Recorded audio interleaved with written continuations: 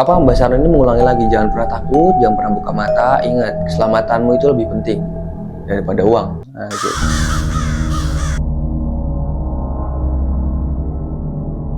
Garis Goib, tempat di mana batas antara dunia nyata dan dunia tak kasat mata mulai memudar. Welcome friends, assalamualaikum warahmatullahi wabarakatuh. Terima kasih udah klik video ini. Gimana friends, kabar hari ini? Sehat semua kan? Gak ada yang sakit, gak ada yang galau. Ya, semoga selalu diberikan keselamatan dan selalu diberikan ridho dan juga rahmat ya friends ya. Yang kalian buat yang lagi galau atau lagi ngerasain titik terendah ya, selalu sabar friends. Karena semua ini akan berlalu friends. Jadi kalau kita senang ya akan berlalu, sedih juga akan berlalu, bahkan kaya juga akan berlalu friends. Nah di sini gue akan menceritakan tentang pesugihan friends, pesugihan bulus friends. Nah oke, tanpa berlama-lama langsung aja kita masuk ke ceritanya. Wadidaw.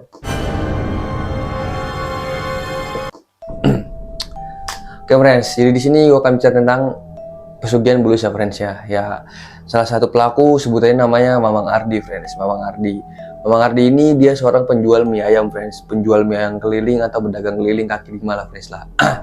Dia selalu menjajakan mie ayam itu di sekitaran komplek-kompleknya, sekitaran daerahnya dia selalu di situ. Kalau nggak mangkal di dekat daerah pos ronda friends. Nah si Mamang Ardi ini punya apa ya, sahabat, bisa dikatakan juga teman dekat yang namanya Mang Ucup friends. Nah Mang Ucup ini dia tuh udah kenal lama friends sama Mang Ardi ini, Mang Ucup. Udah sekitaran ya hampir 20-an tahun lah udah kenal deket sama Mang Ucup. Jadi ya udah kayak saudara sendiri. Nah di situ setiap kali Mang Ardi berjualan mie ayam, setiap kali Mang Ardi mangkal di dekat pos ronda itu, Mang Ucup itu selalu menyisihkan waktunya untuk mampir friends. Entah itu seminggu sekali ataupun sebulan 2 kali, pasti dia mampir, selalu nggak pernah nggak mampir friends ya. Mampir untuk bertukar cerita, terus ya, apa ya, suka duka diceritain semua, terus dia selalu memesan mie ayam friends. Nah karena si Mamang Ardi ini sama si Mang Ucup ini udah kenal deket banget ya, udah kayak saudara banget lah dia lah. Ibaratnya kadang disuruh nggak bayar tapi Mamang Ucup tetap bayar mie ayamnya kan friends ya.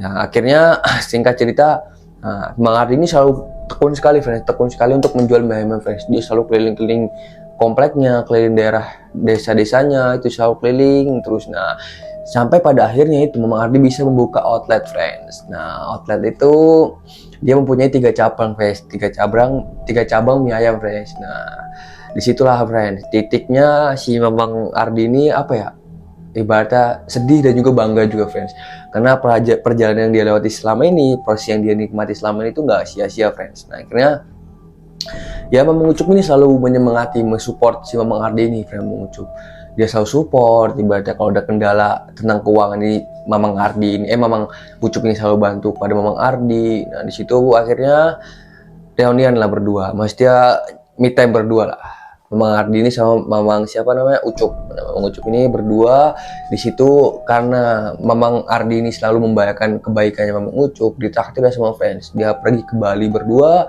tanpa mengajak keluarganya karena emang dia pengen berdua doang. Bukan pacaran ya, masih sebagai teman dekat menghabiskan waktu bersama lah.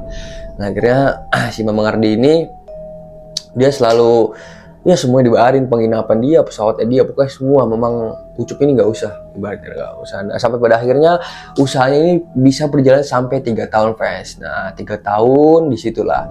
Nah Mamang Ardi ini dia mempunyai seorang anak friends, satu itu cewek, dia tuh masih kuliah S2 friends, masih kuliah, dan juga sering bantu-bantu, dia juga sering bantu-bantu di outletnya. Nah yang kedua ini dia itu masih kecil friends, ya SD lah, SD kelas 3 ataupun kelas 4 lah. Nah singkat pada akhirnya di tahun ketiga ini friends, masalah mulai muncul friends. Nah warung mulai sepi, terus Mamang Ardi ini mengalami banyak kerugian. Nah disitulah dia curhat nih sama si Mamang Ucup. Ibaratnya dia mau nyari solusi gimana nih, apa saya ngambil bank lagi atau saya utang untuk menutupi semua kerugian ini. Nah karena si Mamang Ucup ini lumayan bijak ya orangnya, dia bilang kalau kamu seandainya ngambil bank, kamu lihat dulu apakah kamu bisa membayar, pertanyaannya kan seperti itu. Oke lah, sekarang kalau kita mau minjem ke bank itu gampang aja, tinggal minjem, ngajuin pinjaman, tapi bisa nggak kamu bayar? Gimana kalau usahamu mati? Karena ini kan ibaratnya fiktif, jalan ya alhamdulillah, nggak jalan ya udah, dar modar. Nah akhirnya si Mamang Ardi ini oke lah, dia rehat sebentar. Akhirnya ketiga outlet ini ditutup friends, ditutup. Nah penyebab 3 outlet ditutup tuh banyak banget friends. Satu kerugian itu Mamang Ardi itu selalu minus berapa puluh juta itu per bulannya friends. Nah yang kedua, ini warung sangat sepi sekali friends. Ibaratnya di tahun ketiga entah kenapa itu sepi sekali friends. Nah yang yang keempat ini friends, itu karyawan itu pada tidak amanah sama sekali friends. Dia banyak yang menggelapkan dana, ibaratnya tidak amanah lah karyawan ini. Nah akhirnya Mardi bingung friends, karena dia down banget pada saat ibaratnya masa-masa ini dia cuma bisa ngejalanin selama 3 tahun. Dia bingung banget friends. Akhirnya dia pulanglah ke kampung. Pulanglah ke kampung karena emang dia lagi down banget. Dia pindah di kampung bersama istrinya dan juga anak-anaknya. Akhirnya dia pulang ke kampung. Sesampainya di kampung, nah kebetulan si Mang Ardi ini dia dulu pernah ketemu sama seseorang friends di warungnya dulu. Dia pernah ngobrol-ngobrol singkat. Nah si orang ini ngajuin ibaratnya ke hal yang lebih apa ya, instan lah menurutnya. Instan maksudnya kayak kalau kamu warung ini mau rame selama berpuluh-puluh tahun atau selama berapa generasi ini, saya punya kenalan namanya Mbak Sarno. Nah ini dia bisa ya pesugihan penglaris lah kasarannya ibaratnya gitu. Nah karena Mamang Ardi ini enggak mau ya menolak, akhirnya Mamang Ardi ini menolak dengan sopan friends. Enggak, saya tidak pernah ibaratnya bermain seperti itu. Nah singkat cerita akhirnya dia inget obrolan waktu itu di warung sama seseorang ini yang dia obrolin di warung. Nah, akhirnya ketika dia inget persis namanya Mbak Sarno, terus wilayahnya itu di Jawa Tengah. Nah akhirnya dia sempat bimbang nih friends, apakah dia akan maju atau mundur nih friends. Ya begitulah friends manusia. Kadang itu kita merasa di titik terlemah, dan juga kadang itu manusia nggak selalu baik juga friends. Bisa jadi sekarang baik, besok juga nggak baik. Begitupun sebaliknya friends. Orang jahat juga nggak semestinya selalu jahat. Pasti dia punya sisi baiknya friends. Ya karena Tuhan itu yang membolak-balikan hati friends. Jadi ya kita tinggal menjalani aja dan juga menjaganya. Akhirnya si Mamang Ardi ini ya, memutuskan untuk, karena dia nekat ya friends, dia harus bayar tunggakan cicilan mobil, terus cicilan rumah, sama dia harus membiayai sekolah kedua anaknya yang kuliah sama SD ini friends. Akhirnya dia mantapkan diri. Nah pergilah dia ke suatu tempat, tempat kediaman Mbak Sarno ini. Nah sesampainya di situ dia nggak izin sama sekali, sama istrinya nggak izin, nggak ada yang tahu. Dia cuma bilang dia mau ke rumah kawannya selama 2-3 hari. Nah akhirnya setelah sampai di rumah Mbak Sarno ini, si Mamang Ardi ini dia curhat lah sama si Mbak Sarno ini. Nah pada saat dia curhat, akhirnya Mbak Sarno ini menawarkan jalur pintas itu banyak sekali macamnya friends. Ada pesugihan yang kandang bubrau, ada pesugihan penglaris, pesugihan kentong semat, pesugihan apa banyak lah pokoknya. Nah akhirnya ada sampai di Mbak Sarno ini menawarkan pesugihan bulus friends. Nah setelah berpikir-pikir, akhirnya si Mamang Ardi ini memilih untuk pesugihan fulus ini friends, karena itu syaratnya sangat mudah sekali ya menurut si Mamang Ardi ini. Kamu harus menyiapkan selama malam Jumat, setiap malam Jumat kamu harus menyiapkan 3 ekor ayam cemani, dan kamu sembelih dan kamu siramkan darahnya kepada kolam bulus itu. Nah setelah ini persugihan disetujui, perjanjiannya disetujui, kamu buatlah kolam itu dan bawa bulus ini pulang. Nah kira singkat cerita setuju lah. Nah kira setuju, si Mamang Ardi ini sama Mbak Sarno ini disuruh ganti baju buat dimandiin kembang friends. Nah setelah dimandiin kembang, akhirnya pukul jam 12 malam itu Mbak Sarno bilang, ayo melu aku nang gitu. Ibaratnya ayo ikut saya. Kemana Mbak? Ke curug atau air terjun friends. Nah di situ Mbak Sarno mengarahkan ibaratnya kamu tuh harus betapa di sini, berendam di sini selama ya berapa jam. Tunggu aku datang menepuk pundakmu baru kamu boleh buka mata. Jangan sampai kamu buka mata ataupun ketakutan, panik, itu justru bisa bahaya banget. Bisa jadi bukan kekayaan yang kamu dapat, tapi malah kematian. Nah akhirnya cuma Mamang Ardi ini menyetujui friends, dikasihlah mantra-mantranya selama dia berendam di situ ataupun betapa di situ. Nah itu pas dia turun, air itu dingin sekali friends, dingin, dan kedalamannya itu cuma seleher friends. Jadi dia berdiri gini friends, seleher kedalamannya friends. Nah cuma tinggal kepalanya doang. Nah akhirnya setelah dia turun ke situ, Mbak Sarno ini mengulangi lagi, jangan pernah takut, jangan pernah buka mata, ingat keselamatanmu itu lebih penting daripada uang. Nah gitu kan. Akhirnya Mbak Sarno ini memutuskan untuk pulang friends, pulang. Tunggu aku sampai datang, ngetuk pundakmu baru kamu bisa boleh buka mata, oke? Nah di sela-sela dia betapa itu friends, selang 10 menitan 15 menitan dia udah nggak kedengeran lagi suara langkah kaki dari Mbak Sarno friends. Nah ketika dia lagi kekuman itu tiba-tiba tuh dia ngedenger, padahal itu suara air terjun kan tuh deras banget ya, berisik lah istilahnya. Tapi itu dia ngedenger di sela-sela itu tuh ada yang manggil namanya friends, ada yang manggil namanya, terus tiba-tiba ada yang ngelus kepalanya, dilus badan-badannya, itu dia lumayan merinding banget di situ friends. Sebenarnya tuh yang ditakutin tuh hewan friends, kayak ular, pokoknya yang berbahaya lah buat dia. Tapi karena dia mantep, ibaratnya ya dia, apalagi dia kepala keluarga, ya sebenarnya salah juga sih memilih jalan pintas seperti ini. Tapi ya saya juga nggak bisa menyalahkan ya, itu kan pilihan masing-masing kan friends. Nah akhirnya si Mamang Ardi ini terus fokus dia membaca mantra. Nah tiba-tiba di selang-selang dia baca mantra ini dan di selang-selang dia betapain itu, tiba-tiba dia tuh kayak masuk ke dimensi lain friends. Nah yang tadinya dia betapa di sungai, tiba-tiba tuh kayak dia masuk ke dalam hutan friends, ke dalam hutan. Nah di situ posisinya gelap banget, dia bingung friends, kok tiba-tiba dia ada di hutan. Nah ketika dia ada di hutan, akhirnya tiba-tiba ada sosok kakek nyamperin dia. Nah disebutlah, apa kamu yang namanya Mamang Ardi, istilahnya kan gitu. Si Mamang Ardi ini mengangguk, iya saya namanya Mamang Ardi. Nah akhirnya suruh ikut sama si kakek ini. Mamang Ardi ini nurut aja friends, diikutin lah di belakang.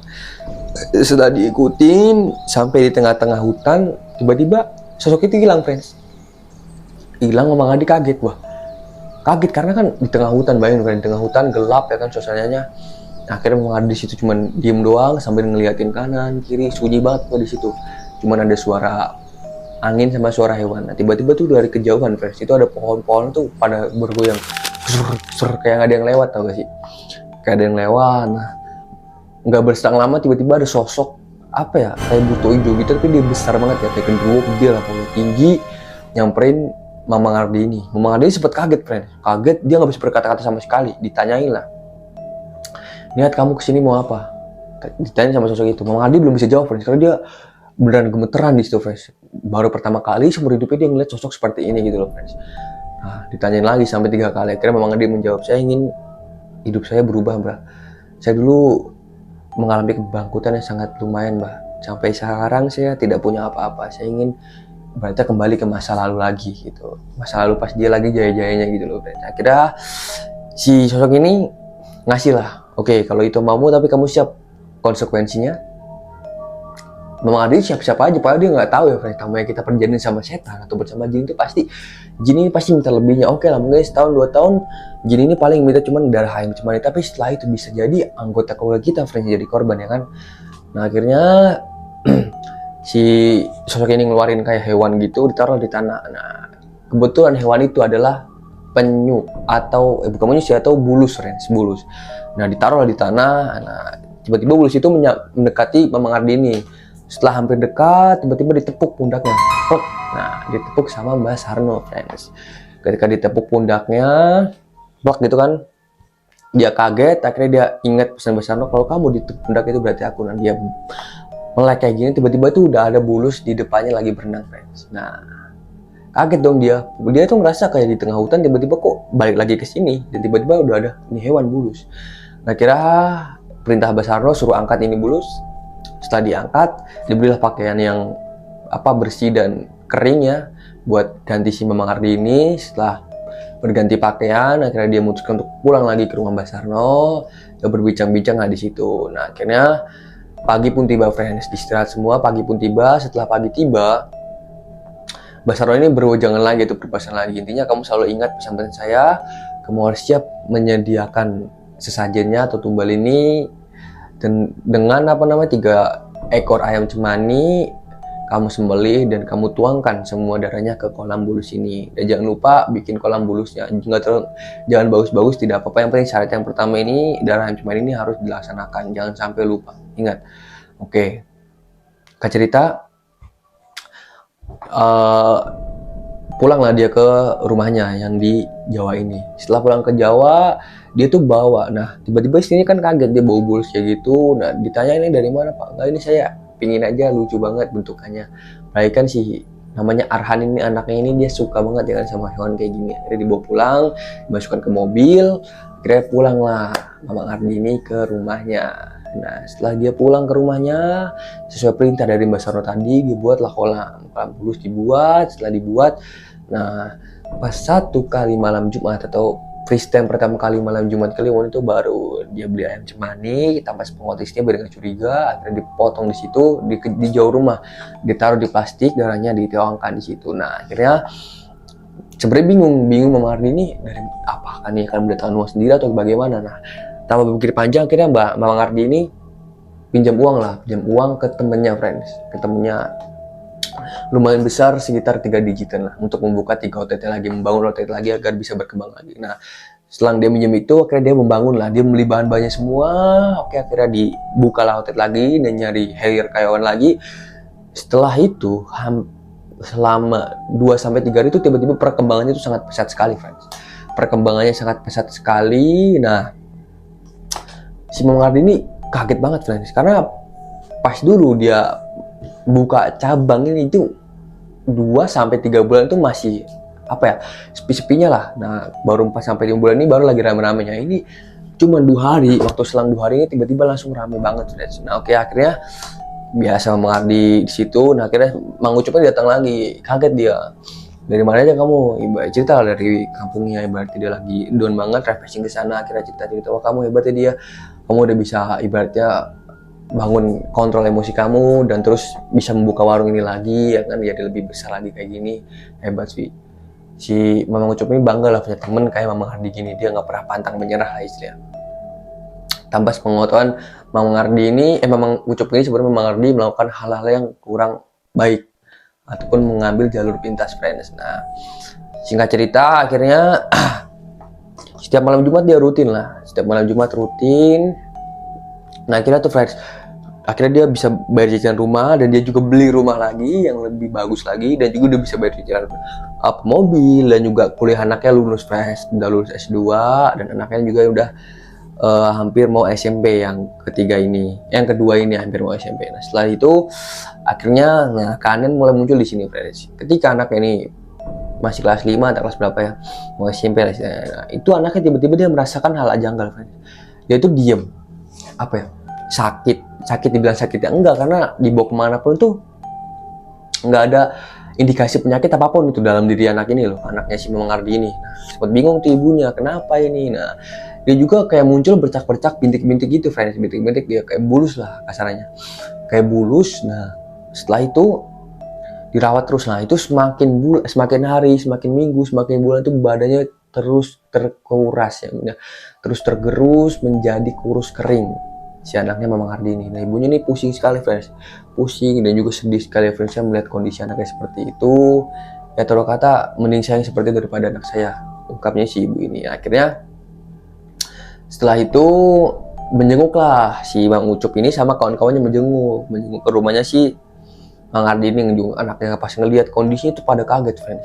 Itu beneran badan kurus kering, cuman bisa melek gini, matanya melotot gitu, nggak doyan makan, nggak doyan apa, cuman kayak mayat hidup, friends.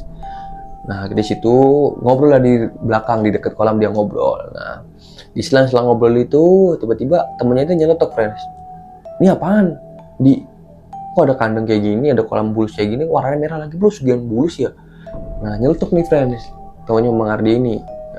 Sontak kaget dong Mang Ucup sama Mang Ardi ini. Mang Ardi kaget, takut ketahuan. Nah Mang Ucup ini kagetnya apa ya, ibaratnya jangan ngomong sembarangan lah, nah gitu istilahnya. Nah setelah itu akhirnya temannya minta maaf karena emang dia niatnya bercanda, nggak tahu ya kan. Nah akhirnya tiba saatnya setelah 2 bulan kemudian nih anaknya meninggal, friends. Anaknya meninggal, sedih banget lah pokoknya, ibunya sedih banget, Mang Ardi juga sedih. Dia juga bingung sebenarnya, friends, bingung. Nah setelah bingung itu akhirnya, friends, si siapa namanya, Mang Ardi ini dia mau memutuskan sebenarnya, friends, memutuskan, tapi gimana ya, maju mundur gitu loh, karena ini usahanya udah berkembang pesat banget ya kan. Sampai dikala itu anak yang cewek ini, friends, anak yang cewek ini tiba-tiba terus dimimpiin, anaknya cewek sama yang ibunya mimpiin sosok adiknya ini. Sosok adiknya ini dibilang dia selalu minta tolong di dalam mimpinya, tolong kak, tolong ma, tolong aku di sini nggak tenang ya, tolong ma. Nah setelah dia minta tolong itu kaget dong, bangun dong ibunya sama kakaknya ini kaget. Nah akhirnya kakaknya cerita, ibu juga cerita sama si suaminya. Akhirnya bingung dong di situ Mang Ardi, karena kan perjanjiannya kan cuma darah Cayam Cemani, nggak sampai sebegitunya friends. Nah akhirnya sampai di situ dia belum terlalu itu friends, wah mungkin apa ini namanya kebetulan atau bagaimana, atau ini sosok jin yang menyamar. Nah sampai dikala dia itu sakit sangat keras friends, si Mang Ardi ini ya sama persis kondisinya, kurus kering dan juga matanya melotot dan muncul bintik-bintik merah friends. Nah akhirnya di selang-selang sakitnya itu akhirnya si Mang Ardi ini jujur friends, jujur pada istrinya, jujur kalau dia melakukan pesugihan bulus ini friends. Nah akhirnya setelah jujur kaget dong istrinya, setelah bertahun-tahun kok baru bilang sekarang setelah anaknya meninggal. Kecewa dong istri, pasti kecewa, tapi mau gimana lagi, karena ini suatu hal yang nggak bisa dia kontrol kan. Akhirnya ya udah, dia fokus untuk mencari solusi ini gimana caranya menyembuhkan suami saya dan memutus perjanjian ini. Nah akhirnya si Mang siapa ini Mamang Ucup ini si istrinya cerita sama Mamang Ucup, ceritalah panjang lebar cerita gini-gini. Mamang Ucup juga kaget banget, Mamang Ucup juga kaget banget. Nah setelah kaget banget dia juga bingung ini gimana caranya. Nah setelah itu dia jenguk lah kondisi si Mang Ardi ini. Begitu sontak dia jenguk itu kaget sekali friend, kondisinya tuh lumayan memprihatinkan lah bisa dikatakan ya. Nah akhirnya setelah menjenguk itu udah cerita lagi berbincang-bincang, telepon sama istrinya. Nah akhirnya si Mamang Ucup ini inisiatif mengunjungi pertama kali si Mamang Ardi ini dapat bulusnya di mana. Nah dikembalikanlah bulus itu friends. Nah sama ada dia bawa temannya juga yang ibarat ahli lah. Kayak akhirnya dibawa lah friends bulus itu friends, dibawa bulusnya, terus akhirnya diturunlah ke sungai, ke air terjun itu. Setelah turun ke air terjun itu akhirnya ditaruh lah bulus di situ. Setelah ditaruh pulanglah sih, nggak ngomong apa-apa, nggak baca apa-apa, cuma ditaruh doang. Sebenarnya takut sih, mengucapnya agak takut, tapi ya udah gimana, demi dia bisa menolong temennya, akhirnya ditaruh di situ. Setelah ditaruh akhirnya si Mamang Ucup ini sama si temennya ini pergi pulang kembali lagi ke rumahnya masing-masing. Nah setelah itu besoknya friends, istrinya ini pergi ke pasar friends. Pas ke pasar tiba-tiba itu ditelepon sama anaknya friends, ditelepon sama anaknya, "Ma, Pa," sambil nadanya itu nangis friends. Nah kaget lah si ibunya ini, setelah kaget itu akhirnya dia pulang tiba-tiba. Pas dia datang begitu sontak dia datang tuh kaget banget friends, kaget banget. Kenapa? Karena posisi Mamang Ardi itu udah kayak bulus friends, udah posisi meninggal tapi dan badan yang kaku, tenggorok dan juga banyak bintik-bintik dengan badan yang sudah terkikis atau kurus kering ya friends ya. Kaget lah, nangis di situ. Akhirnya pertama kali orang yang dikabarkan itu Mamang Ucup nih sama istrinya. Kabarkan Mamang Ucup, akhirnya Mamang Ucup juga istighfar, dia kaget, dinilai semuanya karena nggak nyangka banget friends. Teman yang dari dulu ibaratnya ngobrol-ngobrol, dia udah kenal sama 20 tahun tiba-tiba meninggal secara tragis seperti itu friends. Nah akhirnya datang Mamang Ucup ini, datang sama kawan-kawannya. Tiba-tiba kawannya ini nyelutuk friends, "Bener kan lu Ardi ini pesugihan bulus, emang dasar sialan ya Di." Itu nah karena Mamang Ucup ini kasihan ya friends, akhirnya ditepok lah dia, udah nggak boleh ngomong kayak gitu, maafkan aja lah udah,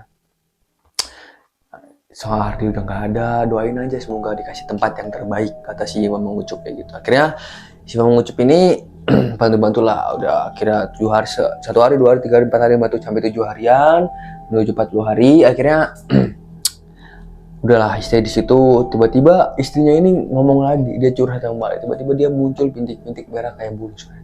Sekujur tubuhnya tuh muncul bintik-bintik merah. Dan, tapi yang alhamdulillah tuh anaknya nggak apa-apa, anak yang pertama nggak apa-apa. Akhirnya dibawalah si istrinya sama istrinya Ardi ini sama si Mamang Ucup bawa ke suatu pengobatan ustadz terkenal lah friends lah. Nah di situ dia diruqyah, terus dibacain doa, habis itu dikasih air, disuruh minum setiap setiap malam pas mau tidur. Nah setelah dia minum itu selama 1 bulan nggak ada perkembangan apapun friends, masih ada bintik-bintiknya. Nah panik kan dia takut sekali ini kenapa, padahal dia nggak ngerasa ngapa-ngapain, dia juga nggak ikut ritual tapi kena imbasnya. Akhirnya dicobalah di situ ngadain syukuran di rumahnya, syukuran bareng-bareng, doa bersama. Sama sekali tuh dia masih belum hilang bintik-bintiknya. Nah setelah itu akhirnya dia memutuskan untuk pergi friends, pergi ke sesuatu dukun atau apa gitu. Nah akhirnya dukun itu juga udah angkat tangan soalnya dia nggak bisa ngurusin masalah-masalah kayak gini. Dia pulang lagi. Akhirnya udah gini aja kata Mang Ucup, kalau kamu yang berasal dari nol, berani gak nih kembali lagi ke nol? Istrinya bilang, jangan kan ke nol bang, ke minus pun saya berani gitu. Ungkap si istrinya Ardi ini. Nah situ Mang Ucup, oke kalau gitu. Akhirnya dia ngadain santunan anak yatim di situ. Dan juga dia setelah ngadain santunan anak yatim itu, dia jual rumahnya, dia jual mobilnya. Enggak, rumahnya terakhir mobilnya dulu, habis itu kendaraan-kendaraannya motor, yang lain, tanah-tanah itu dijual semua. Pokoknya yang hasil dari Basuki ini dijual. Ya, OTT udah tutup, dilemparin ke orang. Nah, yang terakhir rumah nih, rumah belum laku-laku friends. Nah, kira itu, nah udah nih, belum ada perkembangan selama 2 bulan tuh belum ada. Akhirnya dia bersabar terus sama si Mamang Ucup ini, suruh bersabar dan selalu meminta yang terbaik lah intinya. Akhirnya setelah dia bersabar, nah cita-cita rumah itu mau hampir dibeli sama orang Bandung friends. Nah dibeli, akhirnya pas mau hari pembayaran tiba-tiba dia kaget banget friends. Itu bintik-bintiknya pas dibangun tidur tuh udah hilang friends. Nah hilang, akhirnya dia tuh nelpon sama Mamang Ucup. Kita telepon mau ngucap ibaratnya, Mang, makasih Mang, betul-betul udah hilang Mang, alhamdulillah Mang. Akhirnya Bang Ucup nih coba bilang, coba liatin bulusnya masih ada apa enggak. Nah, akhirnya lari lah siapa istrinya Mang Ardi ini, saking seneng ya kan dia lari. Nah pas dilihat bulusnya itu udah nggak ada sama sekali friends, udah hilang dengan air yang sudah surut atau mengering, bulusnya itu udah nggak ada juga. Nah dari situlah friends, akhirnya cerita ini bersambung dan si istrinya Mang Ardi bersanak ini pindah keluar kota dan sudah mempunyai keluarga baru lagi. Sampai saat ini Mang Ucup ini udah jarang banget ketemu sama si istrinya Mamang Ardila ini, karena emang dia udah beda kota juga, udah beda daerah dan juga udah punya keluarga baru. Nah, akhirnya si Mamang Ucup ini udah gak mau mengganggu lagi istrinya Mamang Ardila, atau udah kesalahpahaman sama suaminya yang baru ini friends. Nah begitu friends. Oke, terima kasih udah stay dari awal sampai akhir. Kurang lebihnya mohon maaf. Nah, buat kalian nih yang mau ngirim cerita horornya ataupun cerita pendakian, mistis, atau pengalaman-pengalaman, bisa langsung dikirim ke Gmail di bawah ini ataupun di Instagram di bawah ini ya friends ya. Oke, kurang lebihnya mohon maaf. Wassalamualaikum warahmatullahi wabarakatuh. Wadidaw.